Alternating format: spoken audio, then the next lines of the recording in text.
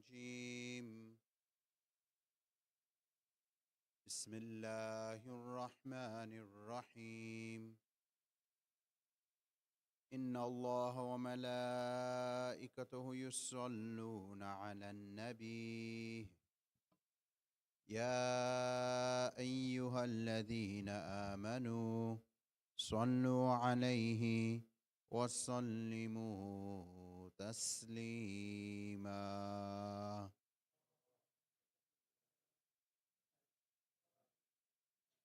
بسم الله الرحمن الرحيم ألف لام ميم ذلك الكتاب لا ريب فيه هدى للمتقين الذين يؤمنون بالغيب ويقيمون الصلاة ومما رزقناهم ينفقون صدق الله العلي العظيم صلوا على محمد وآل محمد.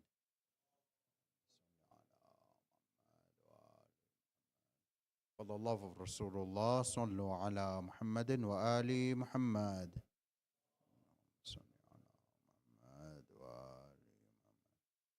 For the love of Fatima Zahra alayha salam, صلوا على محمد وآل محمد.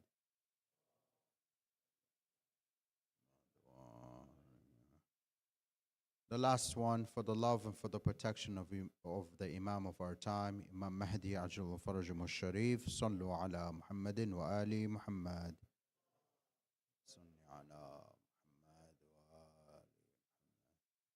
Respected brothers and sisters in Islam, Assalamu alaikum wa rahmatullahi wa barakatuh.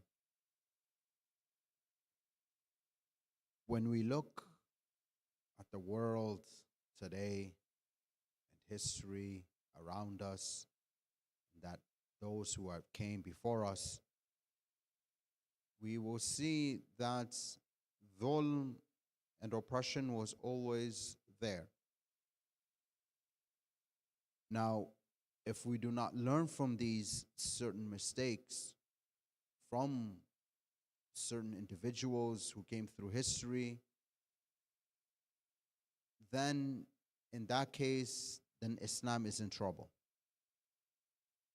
Why do I say this? Because when we look after the Prophet's death, we see how people treated the Ahlul Bayt alayhimus salam. We saw people, their actions towards Amir al-Mu'mineen alayhi salam, even though there are certain individuals that paid bay'ah, pledge allegiance to Amir al-Mu'mineen, and yet they ended up betraying him. When we look at the time of Imam Hassan alayhi salam, we see how the treaty was written, and yet the enemies broke the treaty. And when we see the reason of Imam Hussain alayhi salam standing up, even though he told the individuals who were fighting him that you will be entered into hell because of me. And he also told them that I only stand for what? In order for me to reform the religion of my grandfather. Now we come to now. During the time of Sahib al-Zaman, we want his reappearance to come. But brothers and sisters, my respected elders, my respected youngsters, the Imam is waiting for us. We're not waiting for him. He's waiting for us to be ready for him to come. Why? Because we do not want history to repeat itself. We do not want to be like those individuals that wrote letters to the Imam. And then when the Imam came, they abandoned him. Right now, do we not write letters to the Imam? Yes, we do. Do we not read Dul Hujjah every single day? Yes, we do. Either in our qunut, in our du'as, or just in everyday supplication. We are writing this letter to the Imam. We're telling him, come, come, come, ya sahib al-zaman. May Allah subhanahu wa ta'ala hasten your reappearance. We say this in every lecture, every dua, every gathering. But now I have to ask myself, what side will I be on? Will I be on the side of truth? Or will I be on the side that fights the truth? Because today's lecture has to do with our inner values and standing for truth and justice, especially in today's world. Because there's a lot of confusion out there. There's a lot of visions who are being blurred out there. Why do I say this? Because we think certain individuals are standing up for truth. But yet, look what's going on. For example, right? I don't mean to mention politics up here, but I'm just giving an example of the worldly things or current events that are taking place. For example, a Muslim country attacking another Muslim country. Where has this war come to? Where we see one Muslim country attacking another Muslim country. What two countries am I talking about? For example, you see Pakistan attacking Afghanistan. Are they not both Muslims?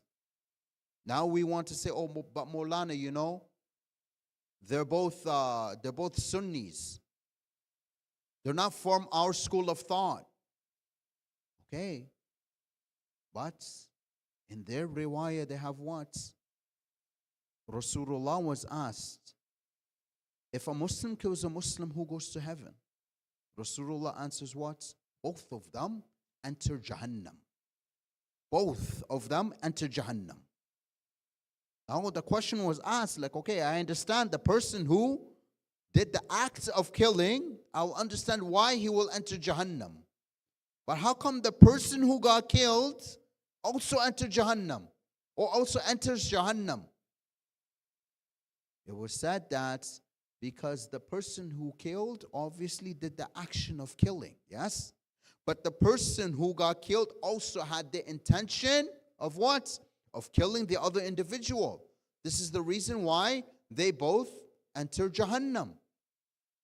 Now let's look at it from the Ahlul Bayt alayhimus salam. How did they solve conflicts? How did they resolve conflicts? Even in Karbala, Imam Hussain alayhi salam gave many khutbahs, many speeches to the other side, telling them, listen, we don't have to fight. Even if you want, I will return back to where I came from.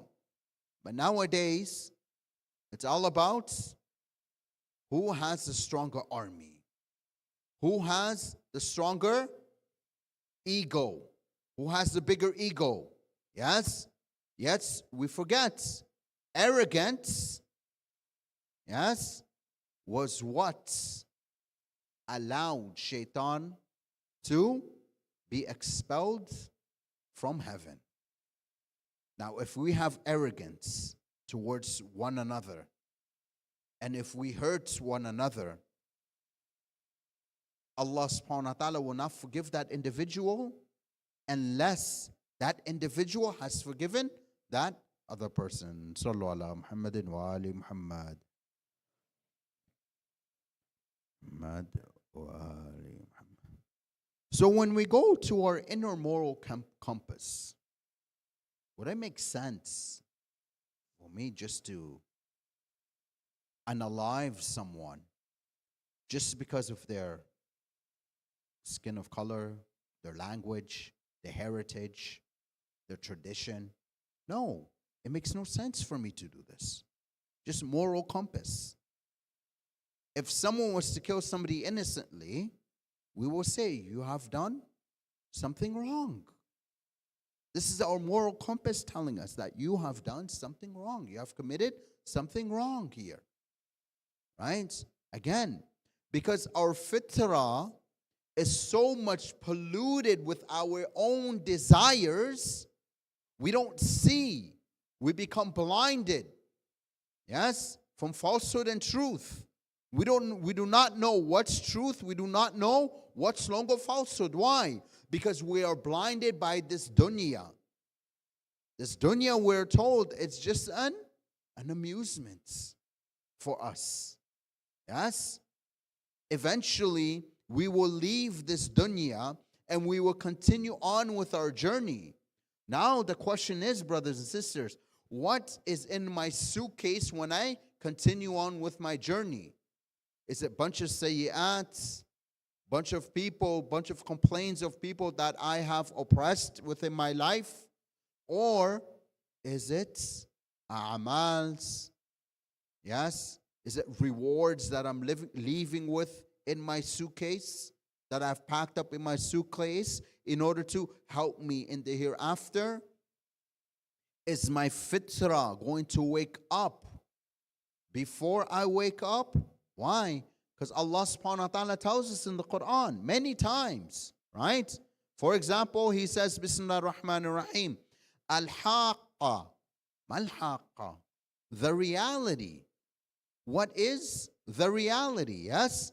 Or, for example, He says, Bismillah ar-Rahman ar-Rahim, إِذَا وَقَعَتِ الْوَاقِعَةِ لَيْسَ لِوَقَعَتِهَا كَاذِبًا.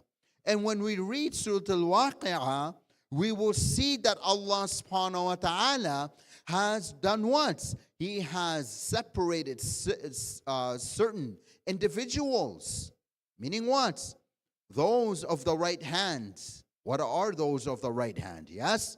Those of the left hand. What are those of the left hand? And then He tells us, He goes into details in the surah itself, that the people with the right hand, this is what they will get.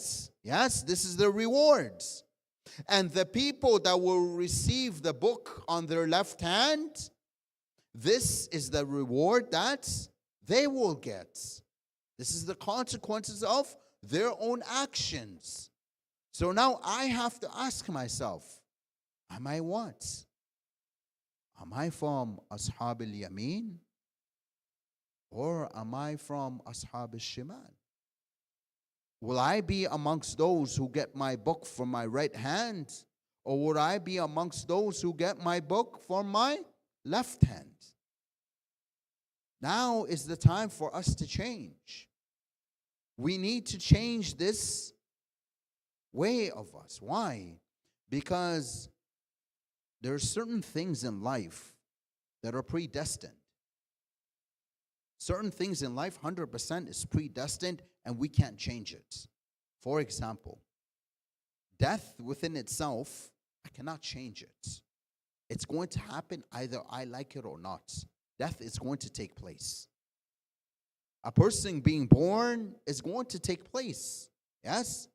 But now, if an individual wants to prolong their life, there are certain things that they can do to prolong their life. And what is this? One of them is paying sadaqah. Sadaqah is known to prolong somebody's life. Also, we are told, at-sadaqu tadfa'ul bala. Sadaqah pushes away calamities. Yes? For example, there was a story during the time of Nabi Isa alayhi salam, where he was with his companions. Then he pointed to a house, and they were celebrating, meaning somebody got married there and they were celebrating. Nabi Isa alayhi salam's like, today they're celebrating. Tomorrow that house, a janazah is going to come out of that house. Yes? What happened? The next day came. The companions looked. Celebration still going on. Like, Nabiullah, Nabi Isa, you said that this is going to happen, but this didn't happen. They're still going on with their celebration. Then what happened? Here I'm summarizing the story. What happened? They went to knock on that door. When they knocked on that door, the father opened the door. He's like, is there a lady in the house? The father's like, yes, she's upstairs. Can I go? Can I come in to speak with her? Of course, you're Nabiullah. Go ahead. Nabi Isa alayhi salam went upstairs and spoke with the lady, with the disciples. And then he asked her, what did you do? You did something. What did you do? She's like, nothing. I just sat in my room. I didn't do anything. He's like, no, you've done something. What did you do?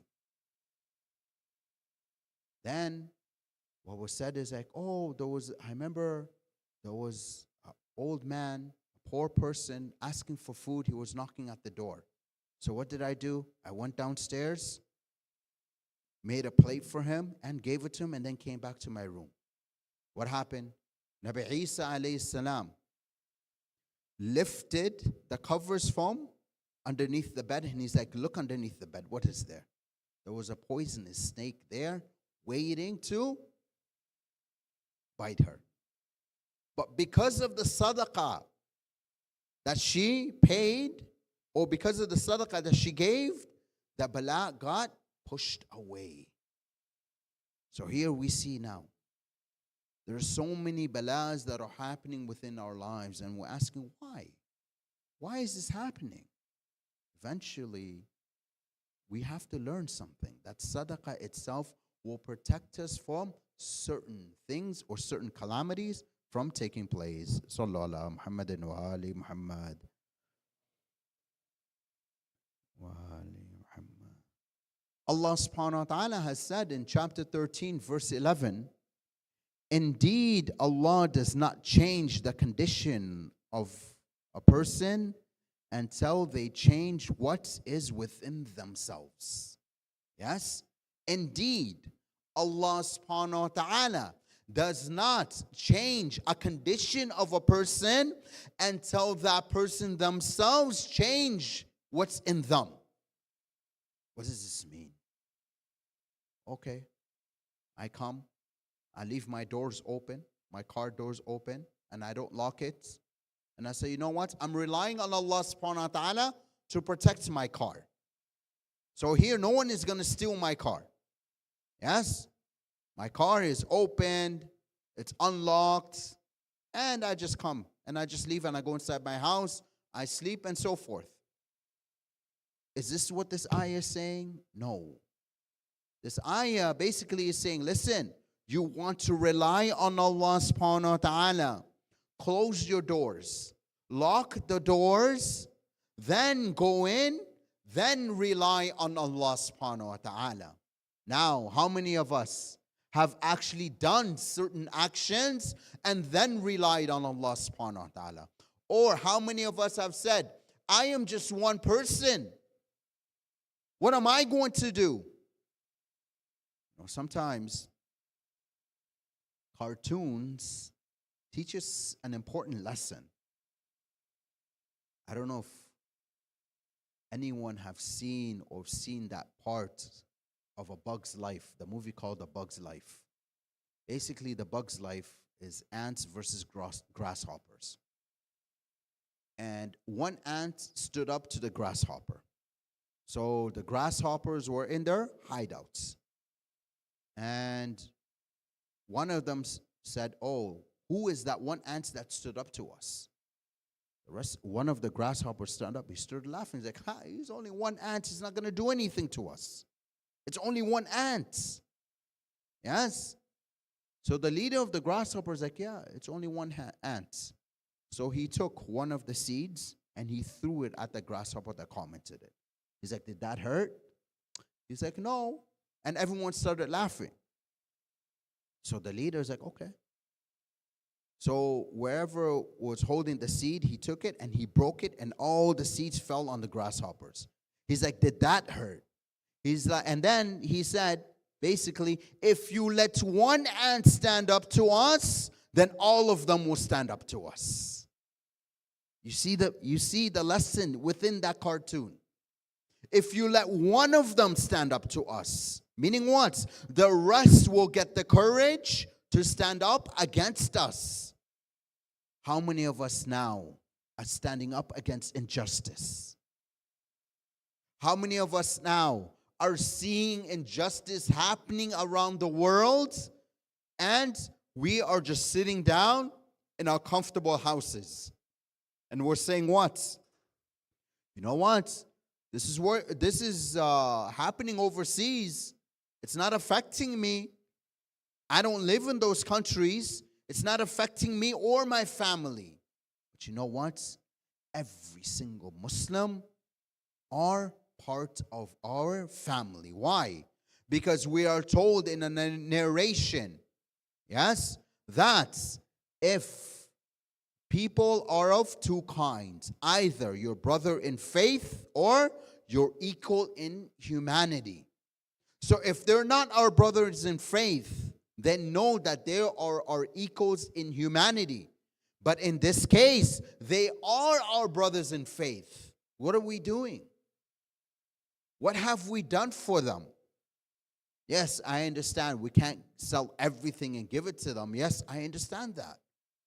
But at least speak against the injustice that's going on. Why do I say this? Because if I don't speak against the injustice that's going on, when the imam comes out, what guarantees me that I'm going to be part of his army? If I don't practice now to know the difference between justice and injustice, then how will I be one of those, the supporters of the imam, when he comes out? Or will I be one of those who say what? Go back, ya son of Zahra. Will I be one of those individuals that say that? Or will I be one of those individuals that support the imam of my time? Because this is what it means to stand up for truth. We have to stand up for truth even if it's against ourselves. Even if I'm doing dhulm, then I have to stand up against the truth, even if it's against myself. Sallu ala Muhammadin wa ali Muhammad.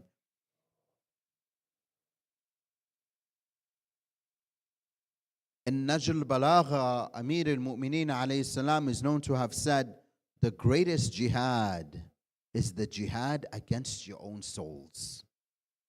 And in another sermon, he says, he who has no control over his own soul is weaker than the weakest enemy. He who has no control over his own soul is weaker than the weakest enemy. Now here, in the beginning, he says what? The greatest jihad is the jihad against our own souls. So if I have no control over my own soul, then I am weaker than the weakest of enemies. This is why we need to reassess ourselves. We need to go back to the blueprints, and we need to go back to the Ahlul Bayt alayhimus salam. The blueprint is what? The blueprint is Kitabullah. Yes? And I need to go back to the Ahlul Bayt to narrate me and to teach me the blueprint of Allah subhanahu wa ta'ala. Because what are we told? We're told in the Quran. Yes? Allah subhanahu wa ta'ala. We use this ayah countless of times when we debate the non-Shias. We tell them what? Allah subhanahu wa ta'ala says, obey Allah, obey Rasulullah, and obey those who have authority over you. And then we just stop there. No, keep going. And if you differ, refer back to whom? Refer back to Allah and Rasulullah. So here we have been given the blueprints on how to follow the Ahlul Bayt alayhimus salam. We have been given the blueprint how to follow the Quran and how to live. We have been even given certain things in the Quran. For example, Allah subhanahu wa ta'ala has told us the way of life. What is the way of life?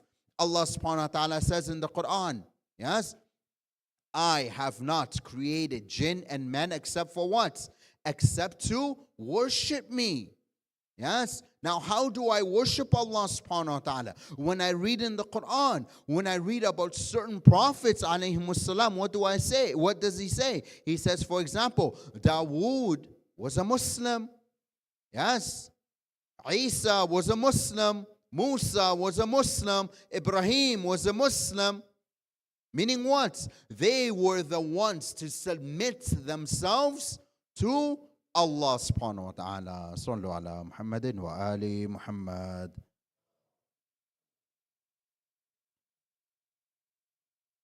Now the question is this. Why was Rasulullah sent? Why was he sent to us? For fun? Allah subhanahu wa ta'ala just wanted amusement? No. He was sent for a reason. And that reason, Rasulullah himself says, I was sent only to perfect noble character, to perfect the akhlaq and the morals of individuals. Now the question is this, brothers and sisters. The Imam sees every single action that we do. Our 12th Imam sees our actions that we do. Every single thing that happens, he sees and he knows. And on Thursday nights, he gets our report, he receives our report card, our weekly report card, he receives it. For example,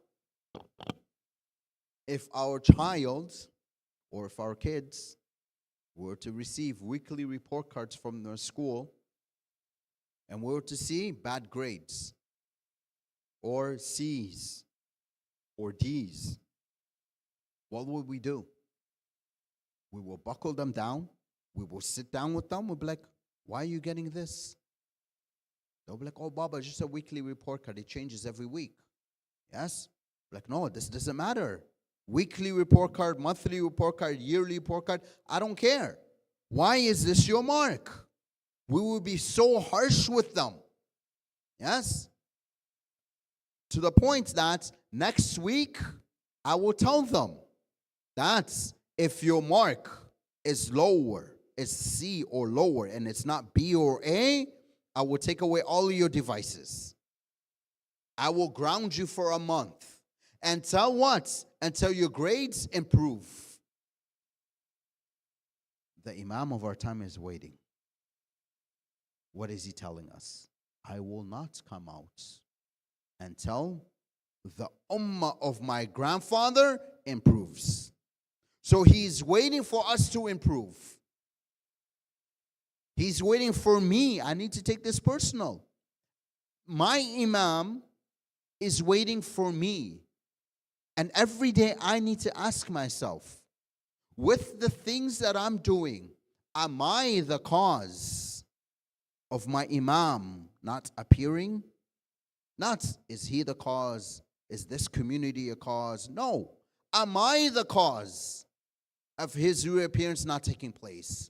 Because once we start taking accountabilities of our own actions, that's when change will start happening.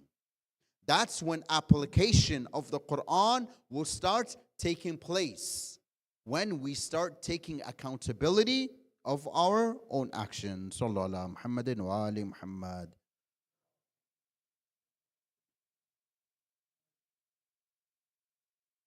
You know, this is one of my favorite narrations ever to exist. The narration of Imam Ja'far Sadiq alayhi salam. Because when I read this narration, it really woke me up. It really woke me up from my slumber. What does he say? He says, be an ornament for us, not a disgrace for us. Be what? An ornament for us. Do not be a disgrace for us. Just reading it itself makes my soul shake. And then I start questioning myself. How many times was I seen as an ornament for the Ahlul Bayt alayhi salam. And how many times, how many countless times was I a disgrace for them?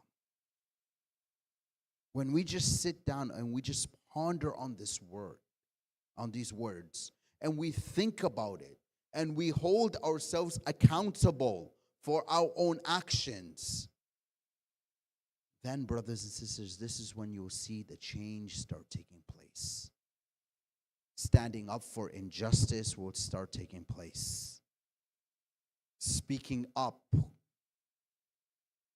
to those, or standing up to those who oppressed others, will start taking place.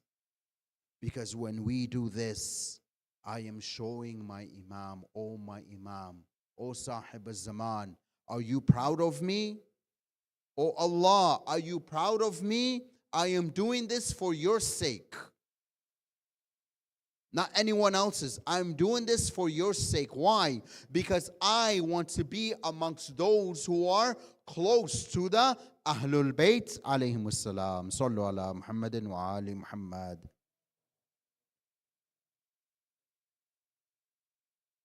Notice Amir al-Mu'mineen alayhi salam also told us of a certain saying where he says, look at what is being said and do not look at who is saying it. Why? Because certain individuals who are non-Muslims have amazing sayings, have amazing quotes, but we tend to ignore it. Why? Because they're non-Muslims. But no, Amir al-Mu'mineen tells us this. Why? Because there's a lesson in what they're telling us. There's a message in what they're telling us. Why? Only if we think and only if our fitra is open, then we will be able to accept the truth from wherever it comes. For example, Mahatma Gandhi, he says the following quote. He says, be the change that you wish to see in the world. Be the change that you wish to see in the world. Yes? This is a quote from Mahatma Gandhi. Yeah. Martin Luther King Jr., what does he say? He says, darkness cannot drive out darkness. Only light can do that.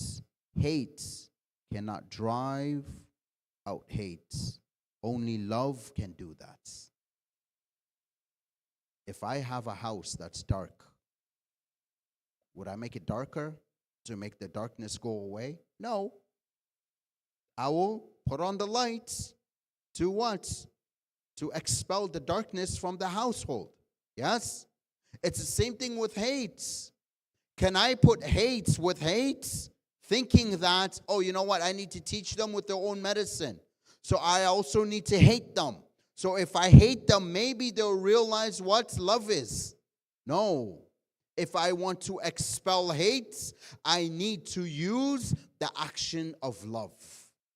And once the action of love is implied or applied, this is when hate will start disappearing.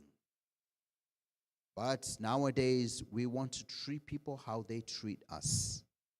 Treat people how they treat you. This is how some of us are raised, yes? No. Do not treat people how they treat you. Treat people better than the way they treat you. But someone can say, oh, but you know what? But they're always going to mistreat me. You know, there's a saying that I always like to tell the students when they come up to this. I'm like, okay, no problem. The student is doing this to you. But how did your parents raise you? The way you treat people is the way you're representing how your parents raised you. And how did Islam teach you? The way you treat people is you're representing what Islam taught you. So if I put hate with hate, there will be nothing but darkness. But if I sprinkle love into it, Yes, it might take time, but eventually that individual will realize what they're doing. Two things will take place. Either the person will leave me alone and move on, or that person will start loving Islam and themselves become Muslim. And then when you ask them, why did you become Muslim? What would they say? They will say, because of the akhlaq of that individual. When you look at the time of Rasulullah sallallahu alaihi wasallam, sallallahu ala Muhammadin wa ali Muhammad, Allahumma salli ala Muhammad wa ali. Did he go in with the sword and force people? Or did he go in with kindness and teach people? And what happened? People started being attracted to Rasulullah. Even when you look at the servants of the Imams or of the Ahlul Bayt alayhimus salam, yes, they had servants, but not because they were holding them prisoners. No, they got servants in order to free them. And they'll be like, you're free to do whatever you want. You're free to go. I free you. By Allah subhanahu wa ta'ala, for the sake of Allah, you're free. What did the servants reply? They reply, no, we wish to serve you, O son of Rasulullah, or children of Rasulullah, we wish to serve you. Yes? Why? Because of the akhlaq and the way they taught their servants and the way they acted around their servants. For example, they will sit down with their servants and eat. How many times you have gone visiting places like, for example, Dubai or whatever, and where you see the servants working and the person of the house sitting down, eating?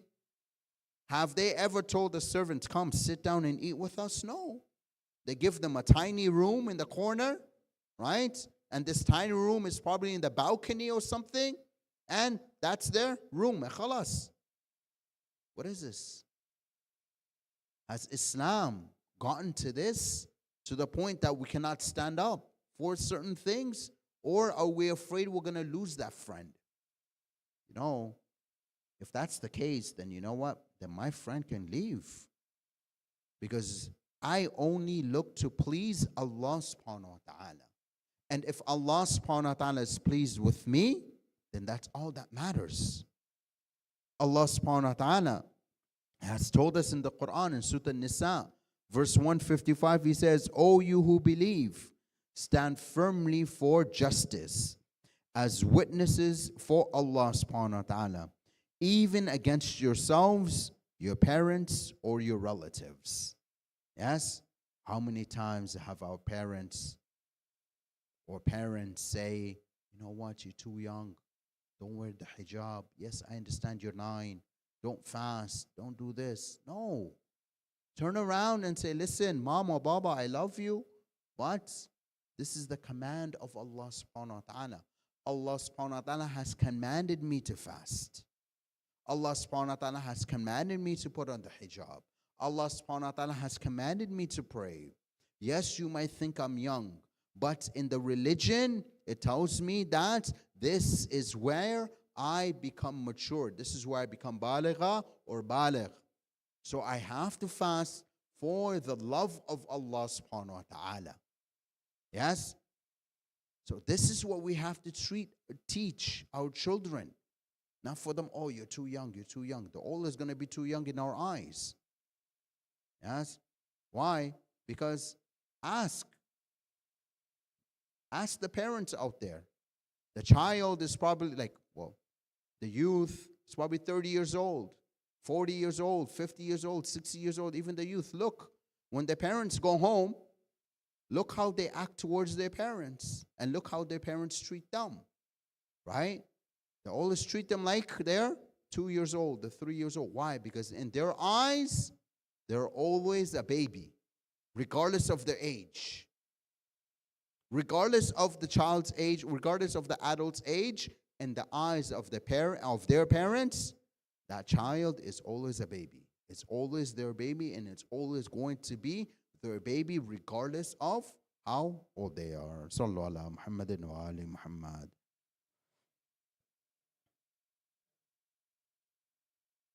In Surah Al-Ma'idah, verse number 8, Allah subhanahu wa ta'ala says, do not let the hatred of people cause you to swerve from justice. Be just, that is closer to taqwa.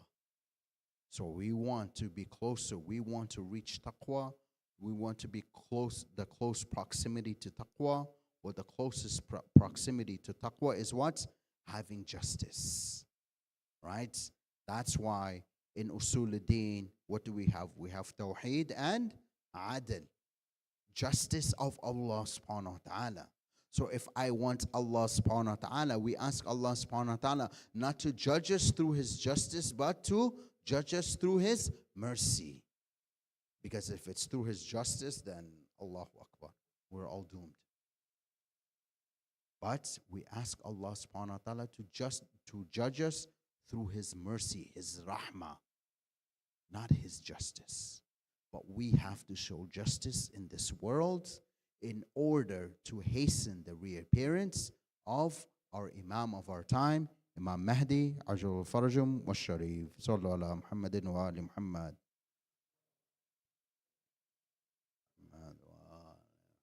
Bismillah ar-Rahman ar-Rahim. Ya Ahadu Ya Ahad, Ya Samadu Ya Samad, Ya Man Lam Yalid wa Lam Yulad wa Lam Yakul Lahu Kufuwan Ahad.